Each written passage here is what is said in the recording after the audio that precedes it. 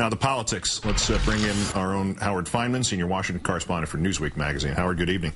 Hi, Keith. I get what the president tried to do today. Punch BP hard, punch all of big oil hard, punch the Republicans for the, huge corporate tax breaks, low corporate regulation hard.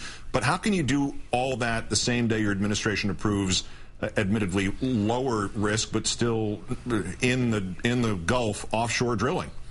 Well, Keith, first let's stipulate that the Bush administration wasn't in bed with big oil. It was big oil, for 8 years. But the problem Barack Obama has is, number one, the company that he embraced and the staffers of that company that he embraced going into his administration were from BP. Lots of people from that company in the administration, a lot of campaign contributions, et cetera.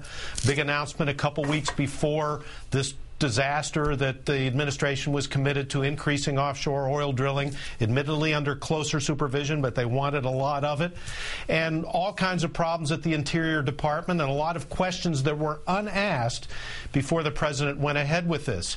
He thinks he's looking at a bigger strategic framework here, Keith, which involves energy sufficiency, which involves world politics and so forth. But it's very hard for this administration to argue that it carefully considered all of the risks of offshore oil drilling. We now know that they didn't because of what we're dealing with today. Was that another attempt to compromise before the boundaries had been set? In other words, going into some sort of bidding competition and bidding low in hopes of that your opponent would also bid low? Is that we're seeing this again? Well, we could be, in terms of Obama's strategy politically, you mean, with the opposition?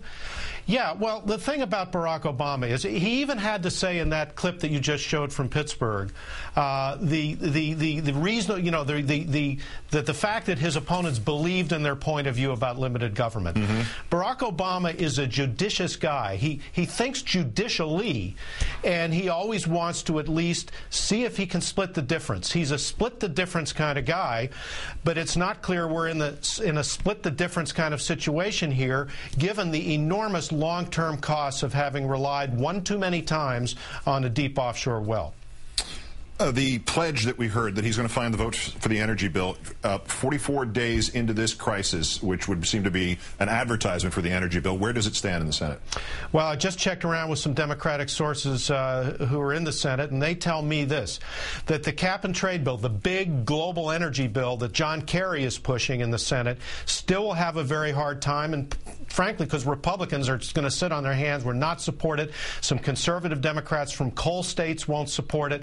But there's talk of another bill, a Jeff Bingaman bill out of the Energy Committee on renewable resources, on other kinds of alternatives. In other words, leave the environmental part of it, the controversial environmental part of the equation out, and just focus on energy production. That's where I think the Democratic leadership wants to try to go. That will raise all kinds of storms among the environmental groups, but that seems to be where Harry Reid and company want to head.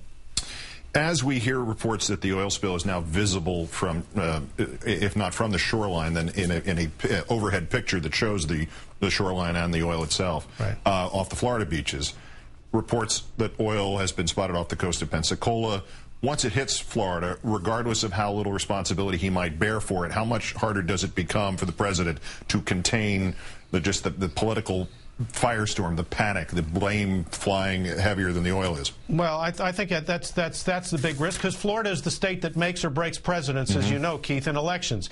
Yet it's not Louisiana, Mississippi, and Alabama. This is Florida. It's the big enchilada. I talked to people down there today. So far, Democrats and Republicans, including somebody like Marco Rubio, the conservative Senate candidate, are holding their fire. They're being supportive of the president. Charlie Crist is. I talked to Representative Alan Grayson just a few minutes ago, and he said, look, the president's doing everything he can.